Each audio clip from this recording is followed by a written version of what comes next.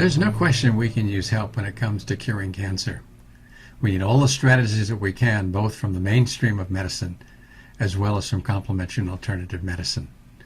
And once in a while something comes along that offers great promise, and I want to tell you about that today. It's an herb, a Chinese herb called Artemisinin. And it's been around for thousands of years, and it's been rediscovered in the last 30 or 40 years and brought back into clinical practice.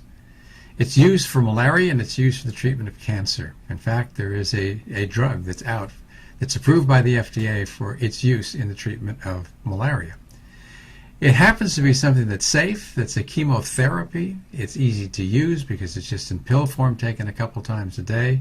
It's inexpensive, and it works on all cancers. What more could you ask for? And yet, it hasn't found its way into the mainstream. And largely because we don't have a lot of communication between the mainstream oncologists and from people who practice complementary and alternative medicine. And as we all know, that needs to be improved. That situation needs to become one that's more collaborative. And of course, we need to legalize it as well.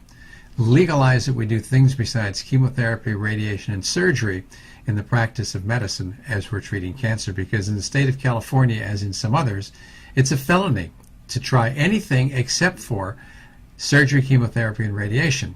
Fortunately, California Citizens for Health is doing some group now under the direction of Frank Cooney to make a difference, to make a change, so that we can repeal that law and be able to begin to do more integrated practice. Let's look a little bit about what Artemisinin does. It's a very interesting drug that works and takes advantage of the fact that cancer cells and infected cells accumulate iron. So they have an affinity for it, and actually tends to make bacteria and also makes cancer cells grow. So when they sequester this iron, they have more of it than other tissues do, other normal tissues. So when you look at, say, a leukemia cell, you may have like 1,000 times more iron in it, or a breast cancer cell may have 15 times more iron in it than other cells that are like themselves but not cancerous.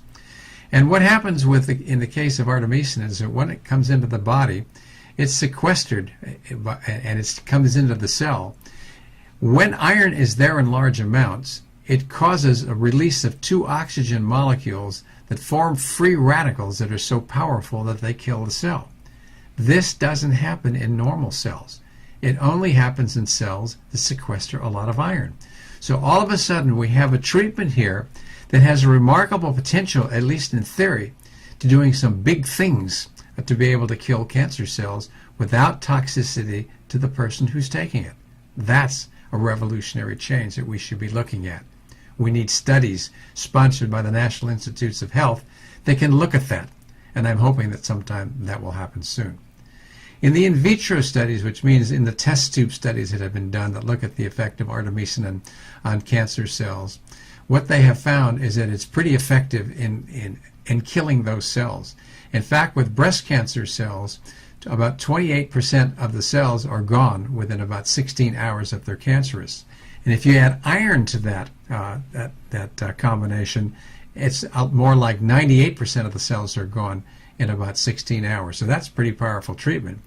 In the case of leukemia, in only 8 hours, about 100% of the cells that are cancerous are destroyed.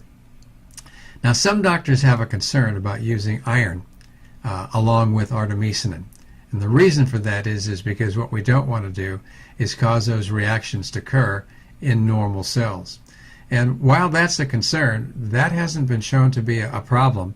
And yet, because cancer cells tend to accumulate iron and infected cells tend to accumulate iron, the fear is that it could propagate the cancer or the infection as well.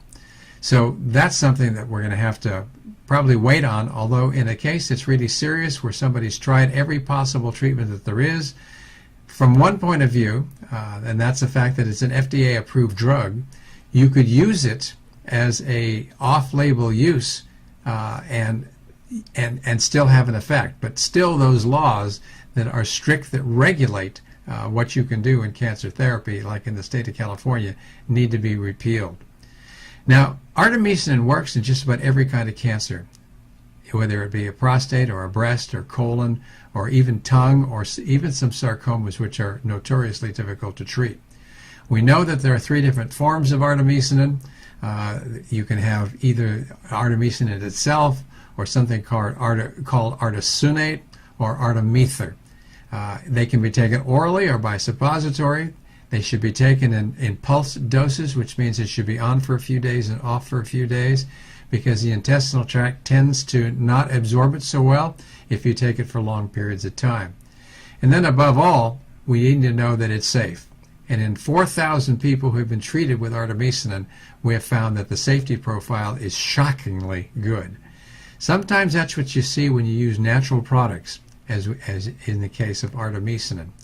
So we have something to look at here that could be a consideration in anybody who's gone through standard therapy using surgery, radiation, or chemotherapy, had a very poor result, and maybe are in the process of dying within a short period of time. Therapies like this or these should be considered, because they may be something that could save lives. And there are lots of anecdotal cases that are very interesting that show exactly that.